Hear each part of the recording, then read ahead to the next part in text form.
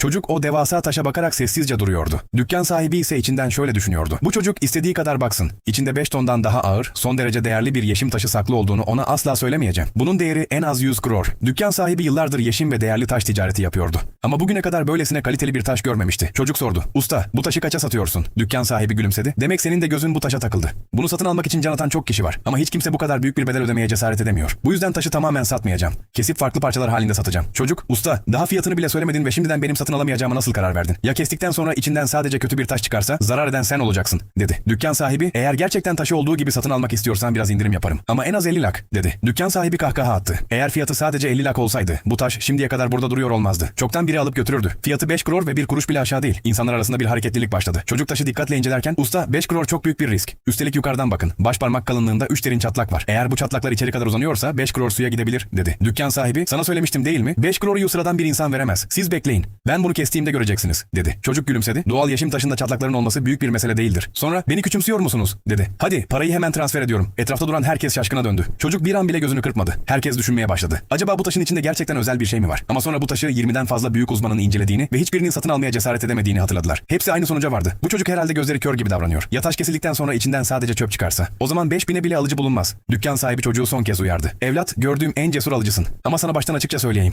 Daha sonra taş kötü çıkarsa gelip benden şikayet etme. Çocuk, siz hiç merak etmeyin. Eğer kararım yanlış çıkarsa şansımı suçlarım. Sizden paramı geri istemeye gelmem, dedi. Dükkan sahibi sevindi. Peki, bu taş artık senin. Sonra istersen ücretsiz olarak burada kestirme hizmeti de sağlayabilirim, dedi. Çocuk, taş çok büyük. Geri götürmek yerine burada kestirelim. Tamam, hadi şimdi keselim, dedi. Herkes taşın kesileceği yere gitti. Kalabalıkta konuşmalar başladı. Bu kadar büyük ve işe yaramaz taşı acaba kaça satın aldı? Duyduğuma göre Ranaji bunun fiyatını 5 crore olarak belirlemiş. Ben böyle riskli bir şeyi alacak kadar aptal değildim ama bu çocuk satın alma cesaretini gösterdi. Bunun için onu takdir etmek gerekir. Yine de bana göre bu taş kötü çıkacak. Üstündeki çatlakları gördünüz mü? İçerisi tamamen parçalanmış olabilir. Tam o sırada çocuk ustaya, usta önce en üst kısma küçük bir kesik atın. Oradan başlayın, dedi. Usta makineyi çalıştırdı. Bir süre sonra taşın üst kısmı kesildi. Bir anda herkesin gözleri fal taşı gibi açıldı. Bundan sonra ne olacak? Bunu görmek için kanala abone olun ve yorumlara Part 2 yazın.